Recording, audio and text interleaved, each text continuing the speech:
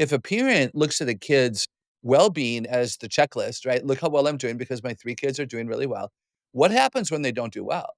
We can't use them as a checklist. Don't be afraid of the dark. Be careful with stars. Not every light is gonna guide you, baby. Not every light is gonna guide you. So, Dr. Kathy, today on the Celebrate Kids podcast, in this daily segment, Facing the Dark, I want to look a little bit at something that I heard from California Governor Gavin Newsom. Recently, on a podcast, he urged Democrats to kind of own up to ceding some ground on what he calls a masculinity crisis. He says, quote, "I say this as a Democrat. We need to own up to the fact that we seceded ground. We walked away from this crisis of men and boys. Trump saw it as an electoral opportunity to exploit it, but he's done nothing to deliver in terms of results to address those anxieties, which are real," end quote. Now, Dr. Kathy, Governor Newsom told this to CNN's host Jake Tapper that really suicide rates, dropout rates, and the suspension rates were really off the charts for men. He highlights that there's some different things that happened, though, especially kind of referencing Charlie Kirk. He points out that Charlie Kirk's work, really with the younger generation, is something that he really did, that Charlie Kirk did, understanding the grievance of men.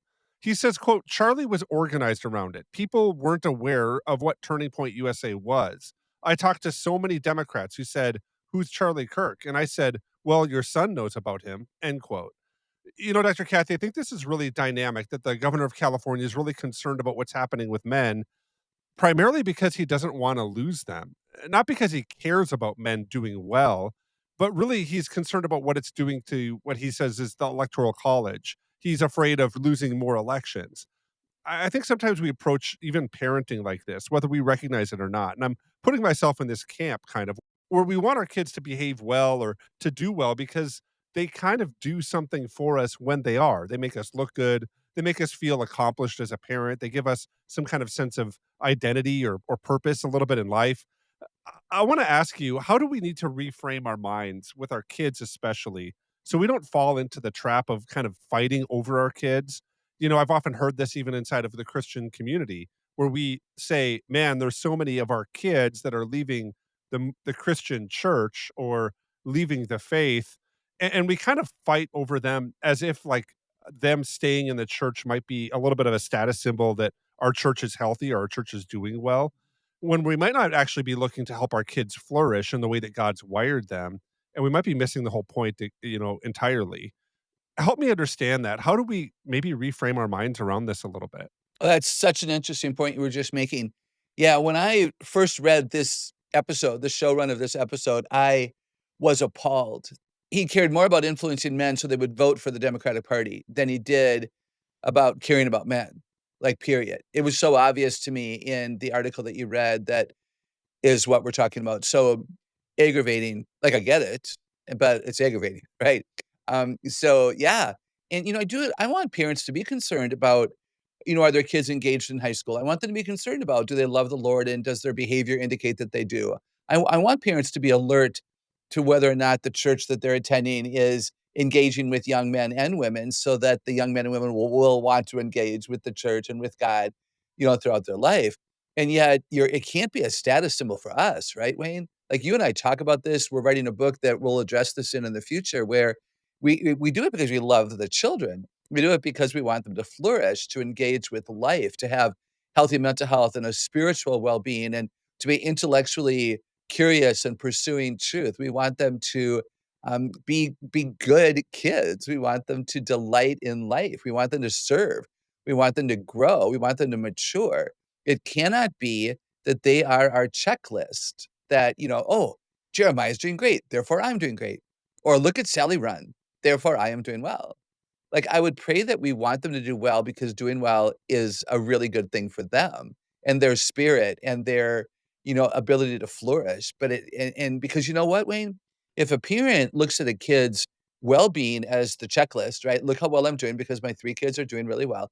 What happens when they don't do well? What happens when they don't like a math teacher and they choose to earn a C? Or what happens when they don't launch well or they do launch and they boomerang back home?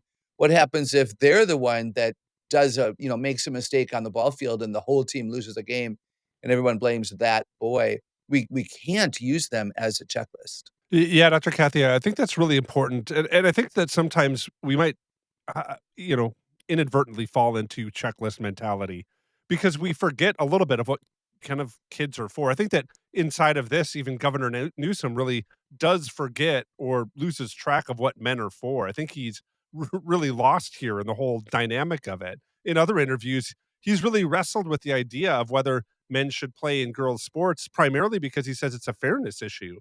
And I'm thinking, wait, it's not just a fairness issue, it's a safety issue, it's an identity issue. There's a lot of other issues here, but fairness is kind of what he ends up gauging this on. I think primarily because he's lost the bearing or the mooring of what actually sports does. I think he's lost the understanding of what men do in society. And I think to that point, even like what women do in society. And why is it helpful for us to delineate that there is a difference between men and women? If you're going to give him some insight, what would you say that kind of like guides him a little bit to helping him understand what men and women are for, what even like human flourishing is? What is the goal for us as we raise and support young boys to be men and young girls to be women? What kind of is human flourishing, and how would you tell this to Governor Newsom? Mm. I would start with something so basic that is really the reason that we just wrote the book with Dr. Jeff Myers about raising gender confident kids. And that is that, I want boys to want to be boys and girls to want to be girls.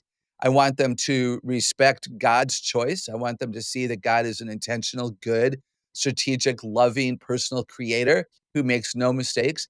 And I want them to delight in their gender. I want them to feel good about being a feminine girl and a masculine man, and even a masculine boy who becomes a masculine man. And I also, Wayne, and you and I have talked about this, we want them to respect the other gender, right? We want girls to respect boys and boys to respect girls. That's if they do that well and they really understand, again, the purposes maybe of the delight that can happen when you own your gender, then they'll have maybe less of a likelihood thinking they should change. There's something wrong with being a boy. Being a girl is so much better. No, we want them to delight in being a boy so that they want to be a boy. So I think that's a big part of it.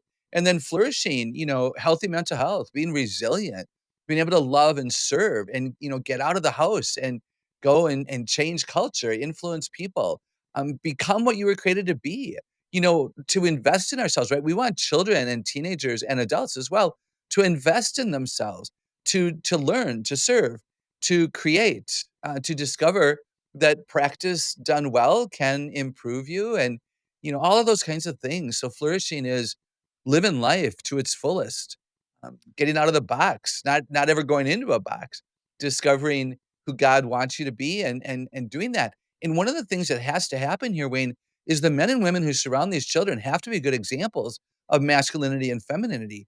And I just spoke at an event, and you were there with me, and I made a bold statement from stage that girls can, sweat on the ball field and wear a prom dress the very next night, or even the Mhm. same day, right?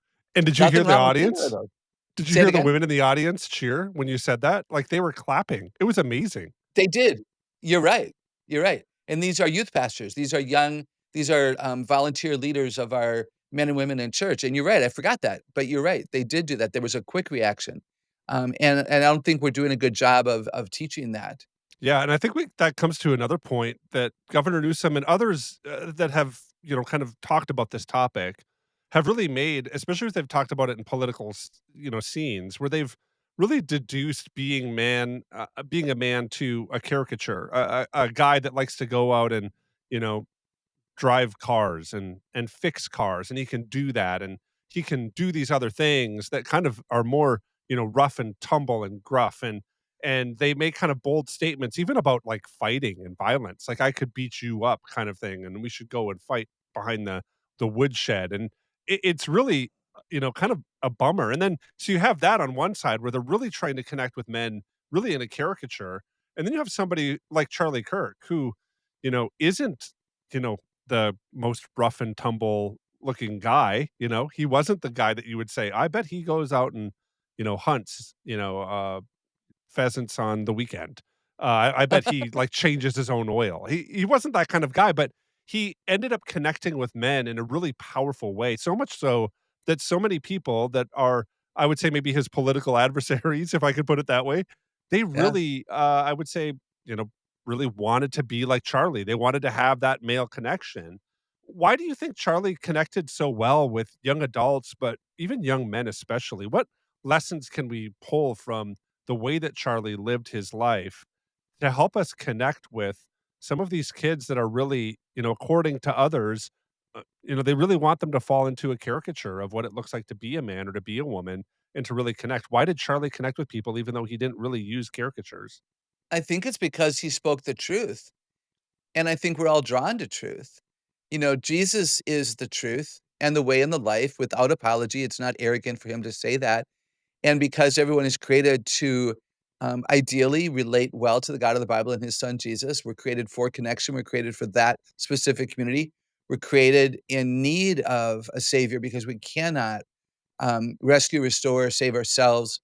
And I think the truth was compelling because he spoke it directly and boldly, never putting people down. Now, there are people who still think that he did. There are still people who believe that he was angry. I just spoke to someone at a conference just 2 days ago and was able to share our perspective from having met Charlie and shared some evidence from someone else who did the video search.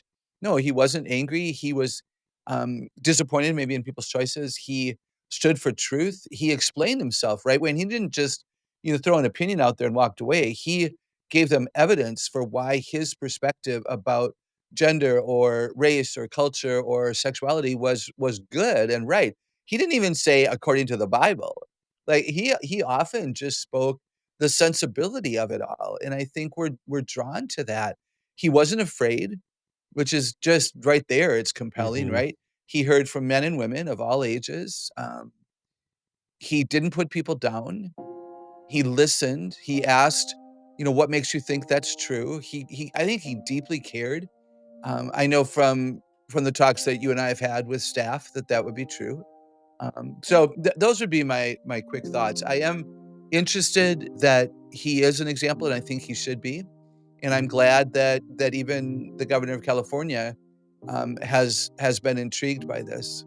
As Dr. Kathy and I talked today, I was reminded of a passage that comes out of First Kings chapter 2, and I'll begin reading at verse 2. I'm about to go the way of the earth, he said. So be strong, act like a man, and observe what the Lord your God requires. Walk in obedience to him and keep his decrees and commands. This passage in First Kings comes from King David, really near the end of his life. He handed the kingdom over to his son Solomon, and Israel's leadership transition wasn't really about strategy. David was trying to impart character. He calls his son to act like a man, to stand firm and be courageous and live righteously, not to dominate, but to lead with strength under God's authority. In a world where masculinity often feels really distorted into things like aggression or even erased with ambiguity, David's instruction reframes strength as obedience. Flourishing men and women are those who align their strength with service. From a theological perspective, humanity's purpose then is really about stewardship. It's using God-given power to protect and cultivate and to bless. So as parents, I think we can be encouraged that raising boys and girls who flourish really means forming their character more than controlling their outcomes. We can teach our sons and daughters that strength is not dominance, but it's really discipline. And I think as parents, we can remind our kids that human flourishing really does mean living under God's design, body, mind, and soul, all aligned to truth. I hope that's an encouragement for you, and I hope this whole podcast and all that we do here at Celebrate Kids is an encouragement for you. We're so thankful that you're listening to this daily podcast from Celebrate Kids, Facing the Dark. On behalf of Dr. Kathy Koch, my name is Wayne Stender. So glad you joined us today, and we're looking forward to seeing you here again tomorrow.